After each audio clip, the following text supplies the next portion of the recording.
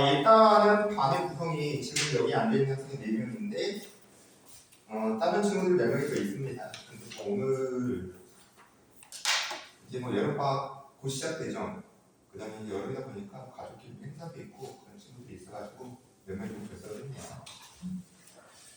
아마 다음 시간부터는 다 제대로 선택할 수 있을 것 같아 보이고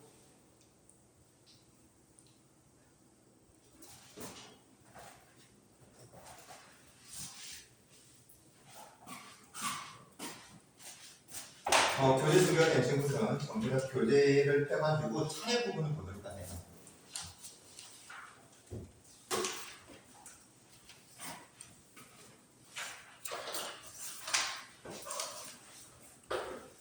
여러분들이 공부하는 이 책 내지는 이 과정의 제목이라고 하는 게 기하 벡터입니다.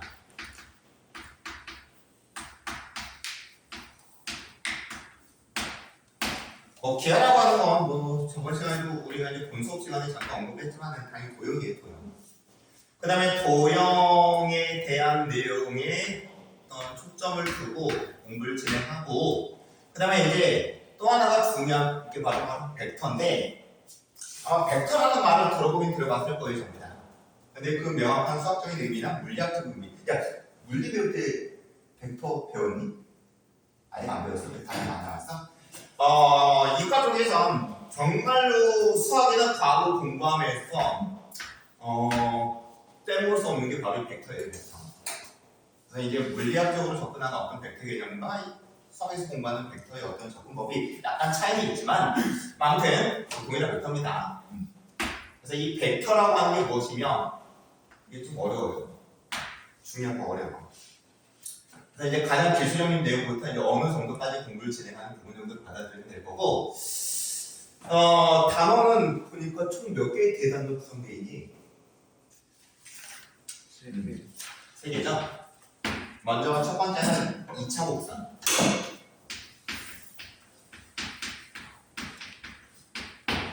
2차 곡선이라고 하는 거는 그 곡선을 좌표 평면 위에 나타냈을 때 그 곡선을 나타내는 식을 만들어 보면 그 식 자체가 이제 x, y의 2차식으로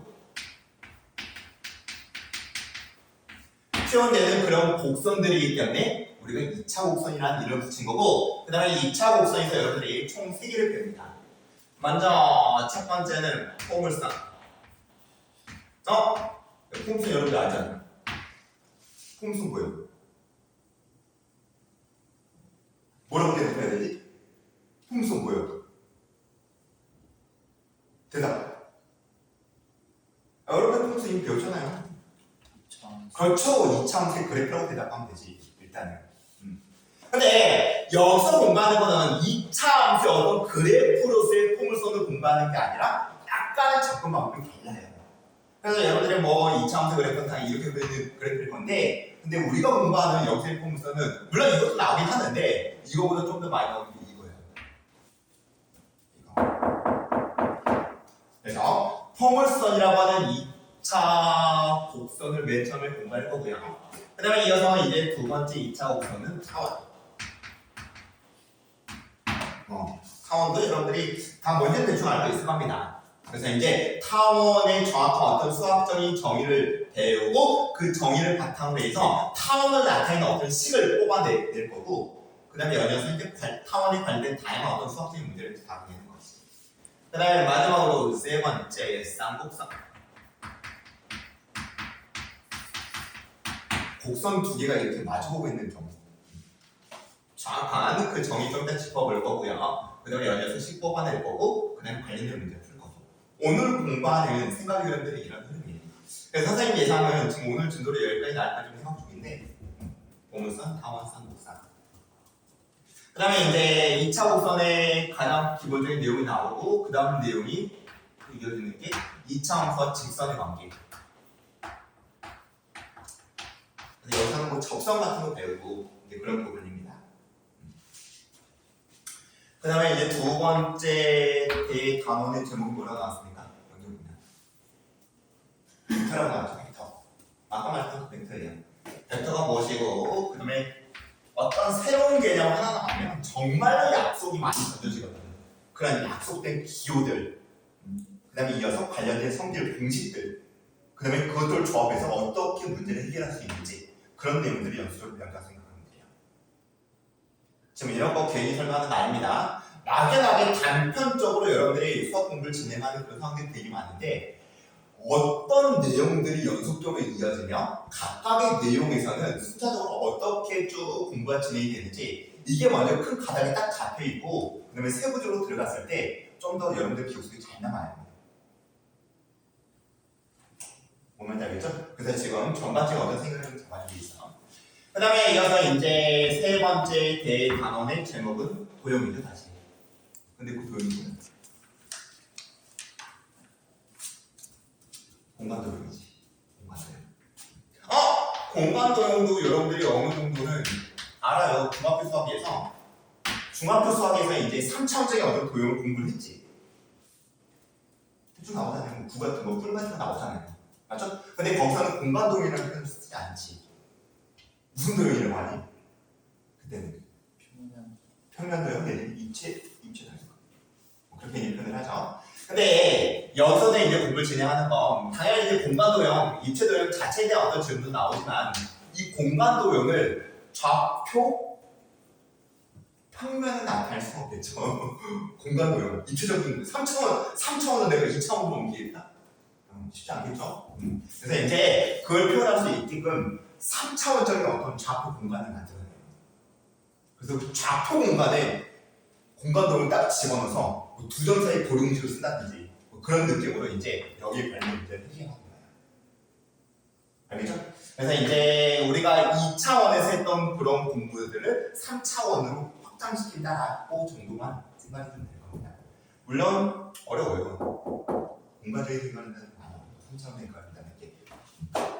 아무튼 이런 내용들에 대해서 연습으로 공부를 진행할 거고요.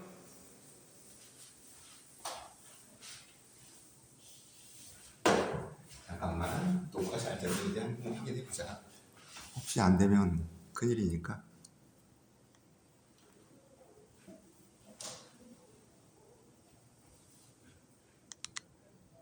오케이.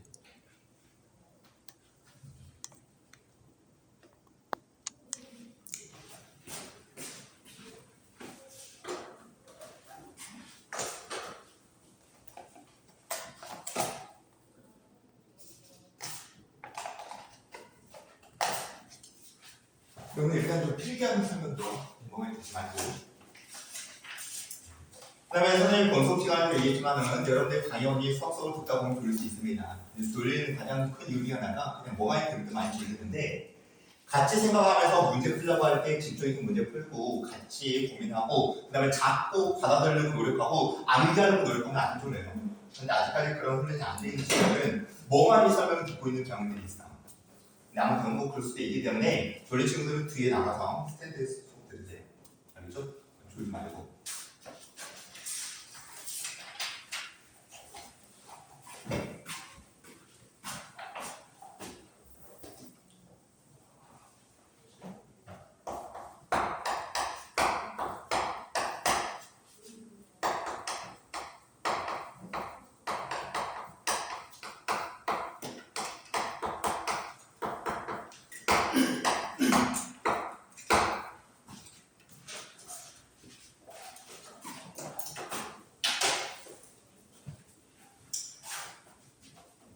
여러분들이 지금 2차 곡선의 첫 번째 도형으로서 이제 포물선이라고 하는 걸 공부를 진행하는 건데 뭐 여기서의 공부의 생각이 여러분 그렇습니다. 포물선이 뭔지를 정확하게 수학적인 정의를 내릴 거예요.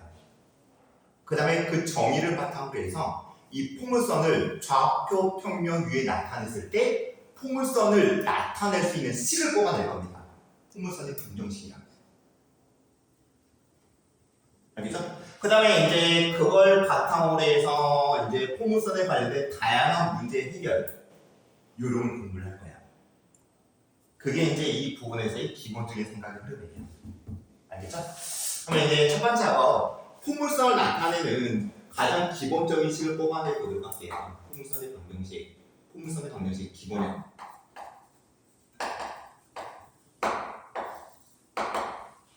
그럼 여기서 질문 하나 던져볼까? 여러분들이 원의 방정식을 고등학교 1학년 수학에서 공부하죠? 선생님은 다 들었죠? 지금 우리가 복습을 진행하지 않았지만 원의 방정식 뭐 대충 알고 있을 겁니다. x제곱 플러스 y제곱은 y제곱 그런 느낌 다 떠오르죠? 그 원의 방정식을 뽑아낼 때 원의 수학적인 정의를 통해서 뽑아내거든요. 그것까지 기억할지 모르겠어요. 그럼 질문 던질게요. 원의 수학적인 정의는 뭡니까?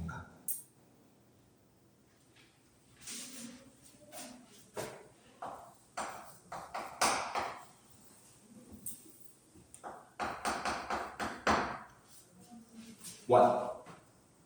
동그란 거? 원이 아니고 원이지 뭐야. 수학적인 정의 기억한다.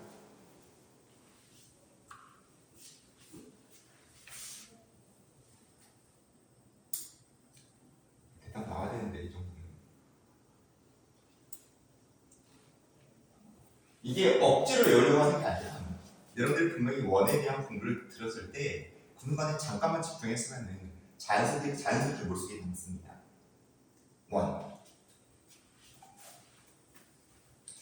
원의 정확한 수학적인 정의는 한 점으로부터 동일한 거리만큼 떨어져 있는 점들을 연결하게 되면 원이 만들어집니다. 동일한 거리가 아니다. 조금 더 봐야지. 맞습니까? 다 알고 있는 거죠? 순간적으로 대답해 준대요. 순간적으로 있게. 그래서 이제 원의 공부에서 중요한 게 바로 이 기준점하고 그 다음에 동일한 이 거리가 중요한 거지. 그래서 그 중요한 두 개에 대한 용어를 만들어 놓은 거야. 이 점을 뭐라고 하자? 원의 무슨 점? 반항은 아니지.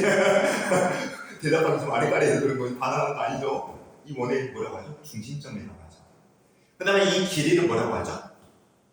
반지름이라고 하죠. 그래서 이제 이 정의를 기본 베이스로 하고 그 다음에 가표 표면을 도입해서 식을 만들어내면 이제 뭐 x의 제곱 플러스 y의 제곱은 r의 제곱이라고 하는 가장 원을 나타내는 기본적인 형태의 식이 만들어지죠. 맞습니까? 그래서 이 식을 만족하는 그 x, y 값을 통해서 점들을 여기서 쭉 찍어주면 무한계의 점이 찍히고 그 무한계의 점을 연결하면 이 원이라는 도형이 만들어지지 않냐. 이걸 여러분들 고등학교 1학년 수학인 원의 방정식에서 공부를 진행하는 거예요. 그 다음에 연이어서 원을 나타내는 식이 가장 기본적인 형태는 이건데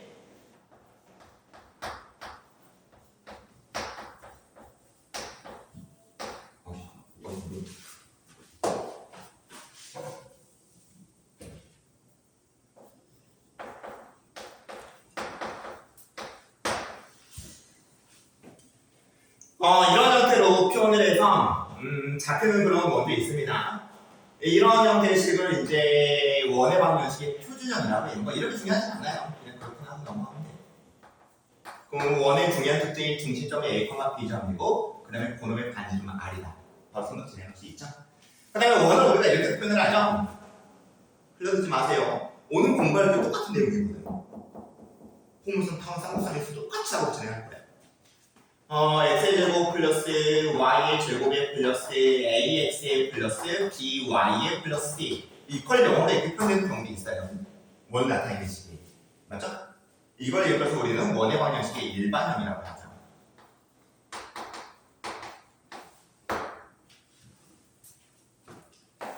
그래서 여러분들은 지금 우리가 이제 2차 곡선이라고 하는 기하의 첫 부분을 공부하고 있는데 2차 곡선 중에 하나는 이미 알고 있어요. x, y 2차식 형태로 표현되는 도형 원. 그래서 2차 곡선의 첫 번째는 포물선이 아니라 원입니다. 그래서 이제 이거는 고등학교 1학년 수학에서 우리가 공부를 진행했던 거고 그럼 바로 이어서 이제 동일한 느낌의 공부로서 포물선의 작업을 진행할게요. 동일한 느낌입니다. 갑니다. 먼저 포물선의 수학적인 정의를 짚어보도록 합시다.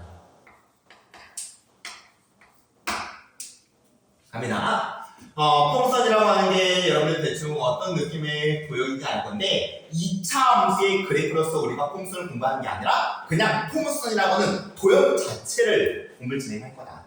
그래서 여기서 나오는 포물선은 이것도 나오긴 하지만 이거보다는 이런 형태의 포물선을 더 많이 합니다.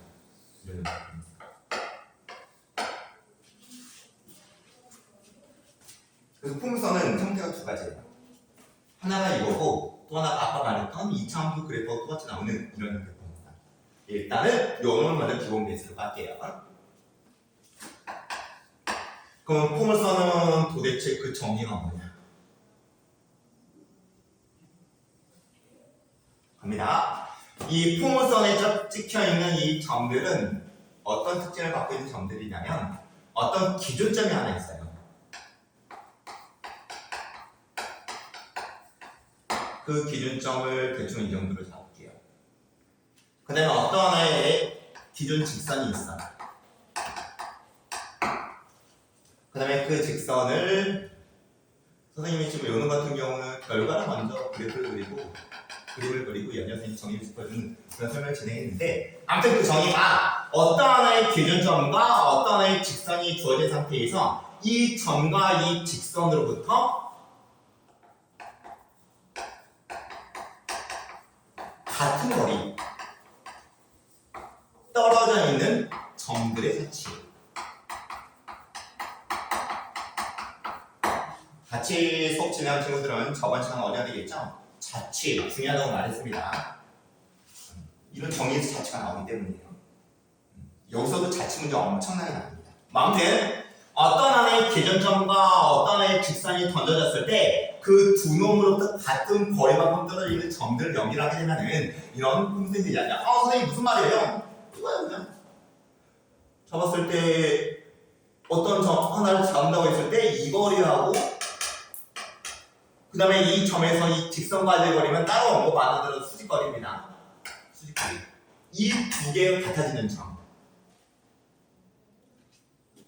납득되죠? 근데 이 조건을 만족하는 그 점들이라고 하는 게 여기만 있는 게 아니라 여기도 있을 수 있고 이 거리하고 이 거리가 같아지면 되는 거 아니에요? 이렇게. 맞죠? 그 다음에 여기도 있을 수 있습니다. 이 거리하고 이 거리 같으면 되는 거니까. 그래서 이 조건을 만족하는 그런 점들이라고 하는 게 무한계의 점들이고 그 무한계의 점들은 내가 연속적으로 쭉쭉쭉쭉쭉 찍어 나간다고 했을 때 나타나는 그 점들을 쭉 연결하면 이런 풍선이 만들어지지 않겠냐. 그래서 이 폼스의 수학적인 정의 이거고 그 다음에 그 결과로서 이런 그룹이 만들어집니다. 충분히 납득되죠? 일단 납득해야 됩니다. 이번 시간에 여러분들이 수업을 듣는 마인드는 오픈된 마인드로 쭉쭉쭉 받아들여줘야 돼. 뭐 왜냐하는 질문도 중요하지만 그거보다는 받아들이는 게 많아야 되는 수업이에요. 오늘 수업은. 알겠지? 그 다음에 공식들이 막 던져질 거거든? 공식들? 그 다음에 어려운 느낌의 공식은 아니기 때문에 그 순간 그냥 암기하겠다 라는 느낌으로 수업에 임해주세요. 그래서 이제 포물선의 수학적인 정의에 대해서 언급을 해봤고 그러면 이제 아무래도 내가 포물선을 공부함에 있어서 이 기준점이 되게 중요하겠네요. 맞죠? 포물선이 결정되면서 되게 중요한 점이지. 그래서 이 기준점이 이름이 있습니다. 그 용어는 이 점을 우리는 포물선의 초점이라고 하자.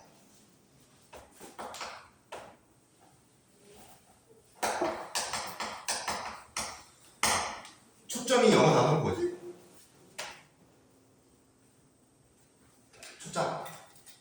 초점을 맞춘다. 포커스, 그렇지. 그래서 우리가 일반적으로 포물선의 초점을 표현할 때 대문자 F라는 문자를 많이 표현을 해요. 다른 문자 써도 상관없지만 대문자 F를 많이 써죠.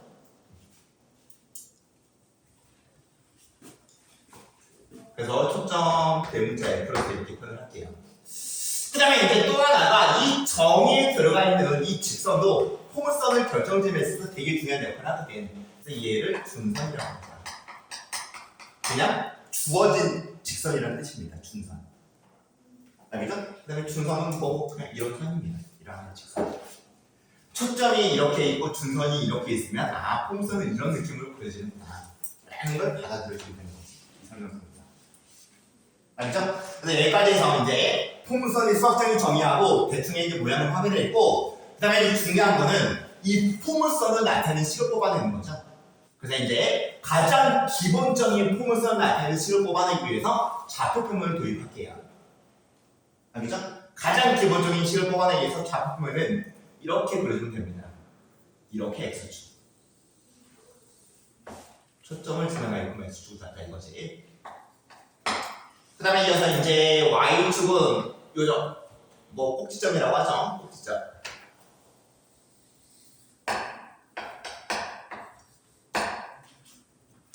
그래서 이런 형태로 이제 좌표축을 도입하게 되면은 우리가 가장 기본적인 형태의 폼선의 방정식을 뽑아낼 수 있어요. 뭐 어려운 건 아니기 때문에 간단하게 한번 유도를 해보도록 할게요. 그럼 선정 작업 들어갈게요. 기본적으로 이제 이걸 식으로 표현을 할 거고 바로 이 점의 자체값을 이 점의 자체의 식을 뽑아내면 되기 때문에 이 점을 뭐 P점이라고 할까? 그 다음에 이 점의 자체로서 폼선을 이끌어내려고 했었죠? 그러면 이 점의 좌표를 뭐라고 들어? 자취 문제에서 우리가 연습했듯이 이 점의 좌표의 값을 x, 아니라고 합니다.